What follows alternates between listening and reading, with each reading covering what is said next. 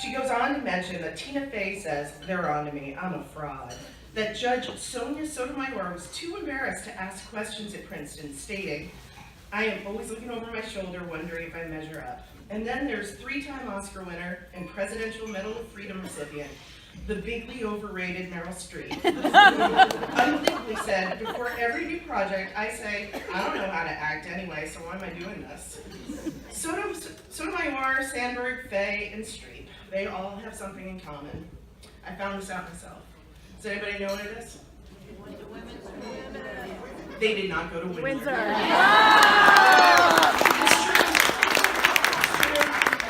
I wrote it on a 3x5 card and I put it in a plastic box, which according to my book, writing a research paper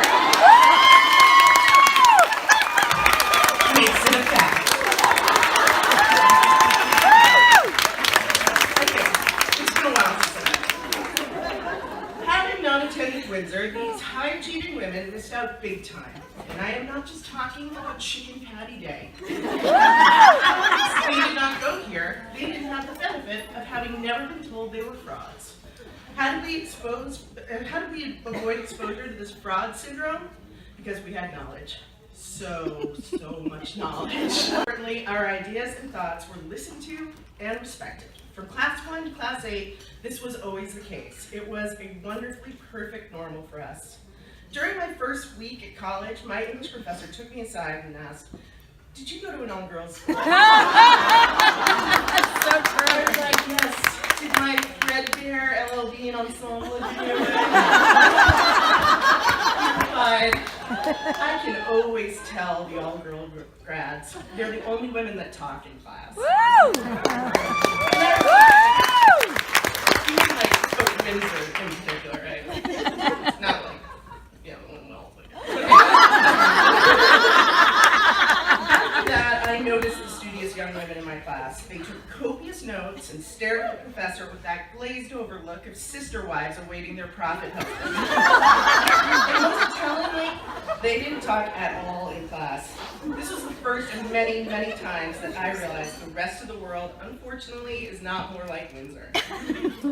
So when you hear that Liz Lemon herself is riddled with self-doubt, like it's a common thing for women, my hope is that you react to this with the same credulity that my parents had when I explained Facebook to them.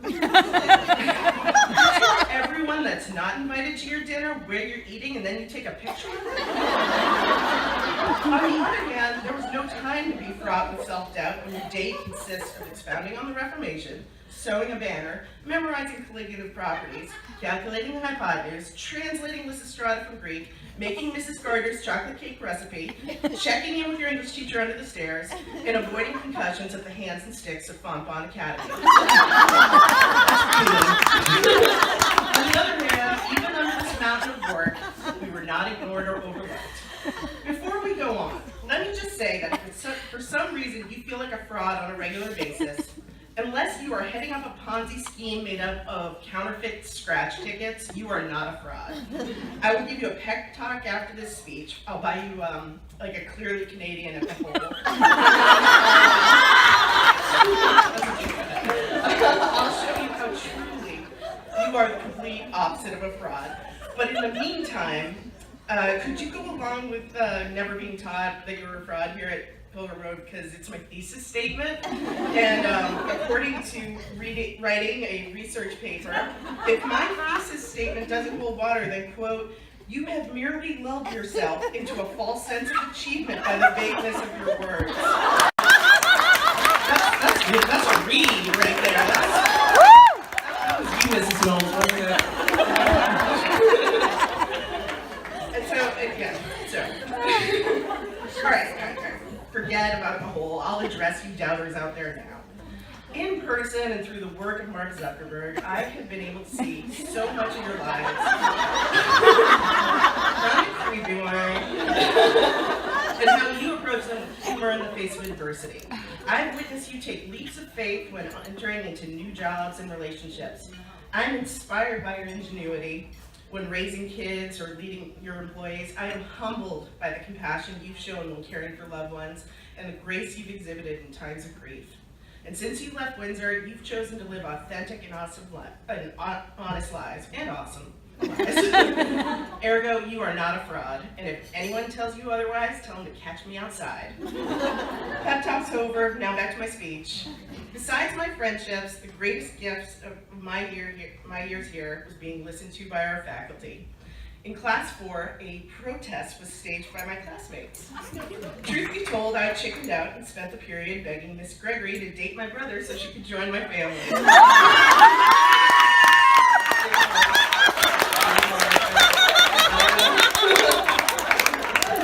And we are still not dating. Civil disobedience consisted of our class chewing gum, skipping gym class, and, wait for it, wearing blue jeans. I think about it now, and I develop a wicked headache from trying not to roll my eyes. Our teachers, however, didn't roll their eyes. They convened a meeting and not only listened as we told them the new curriculum was too taxing, they also changed class work schedule based on our feedback. Windsor's motto should not be sound mind and sound body, it should be Windsor, we're all ears. Because there is nothing we could say to our teachers that was too crazy or too outrageous. Believe me, we tested this commitment. Einstein should be canonized for her devotion to this commitment. Each week, we stuck the anonymous question box. She read and answered every single one without cracking. It usually would start with, I think this is a joke, however. There was always a however, because there was an unwavering obligation to address us and potentially help us with a straight face while sitting next to a plastic pelvis named Patty. And I'm sorry for the ridiculous questions, Ms. Bernstein, and I thank you for telling us that we should only frost the hair on our head. I believe that we, as a class, have also remained true to this commitment to hear each other and to recognize that all of our voices are valid in our homes and workplaces. For example, there are people in my class whose CVs come with chapters. And then there's me, whose career pinnacle is winning Best Screenplay at the Twin Falls Sandwiches Festival, which is like Cannes for fans of both Twin Falls, Idaho, and sandwiches. And now I'm speaking on behalf of my class, so thank you, 92, for walking the walk. But I'm sure you've all encountered the naysayers out there who don't actually believe that our voices and ideas at Windsor were appreciated, while we managed to be hardworking, intelligent, and objectively gorgeous. For example, a woman once said to me, "We thought about Windsor for our daughter, but thought it was too academic and cutthroat." First of all, a school is too academic? That's like a Yelp review saying, "I don't go to that restaurant because the chef is expert trained and the food's too delicious." Too cutthroat? These brutal savages from 92 are my former housemates, my bridesmaids, my children's godmothers. If we're so cutthroat, then why, pray tell, have I received 3 text messages since this speech started telling me my hair looks great? I told that woman that her assessment of my dear alma mater was not accurate. I told her that when I was in lower school library during study period, Tanisha and I admired each other's skirts, and as one does, we said, "Let's trade." I handed my skirt to Tanisha, and then a third girl ran by and grabbed it. Tanisha wisely pulled up her skirt and ran after her. And there I stood alone in the lower school library with no skirt on. And Tina gave me her purse, her tiny purse, for both a tea pass and kissing potion lip gloss. Took care of myself until Tanisha retrieved my skirt. Those 20 minutes were the longest 20 minutes of my life. I hid there wishing Tina's purse was made by American Tourister and had wheels for the first 10 minutes. And then for the last 10 minutes, a tour group came through the school library and saw me wearing the collected works of Laura Ingalls Wilder, along with Tina's tiny, Altoid-sized case purse. After an eternity, eternity, Tanisha triumphantly marched back into the library with my skirt and 45 of my classmates behind her. So my point to this woman was, look at all that support. It's cutthroat and all. And while she remained unmoved, or was it appalled, by my story, I added, riddle me this. I'm my parents' only daughter, but I have over 40 sisters. No, I did not star in a TLC reality show. I went to Windsor. So here we are 25 years later with the benefit of never having been shackled by the suggestion that we are frauds. And what does that mean? It means that we will share this benefit by listening to our sons and daughters, or students or employees. It means that we will continue to change the world, free from the useless notion that our words and insight don't matter. Sometimes we have to repeat them, or shout them, or march for them in order for them to be heard. But if it's a thought that is tested and proven, like your mystery sample in Mrs. O'Meara's chemistry class, then let it be heard. For there is no doubt in my mind that society's great problems and mysteries will be solved by a Windsor alumna. A scientific breakthrough, an attractive flat for dog show handlers, an end to the gender pay gap, it'll be done by a Windsor girl. And in the not too distant future, a female POTUS will be sworn into office, and it's going to be a Windsor drum.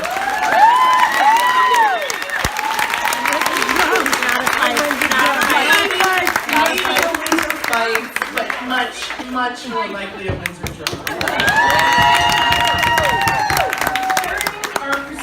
Of these achievements, should your faith in yourself ever waver, I hope you remember back to the wonderfully perfect normality of your teen years, and be bolstered by your experience and memories at Windsor. I hope you walk with the same excitement you had after singing a few lines of Jerusalem.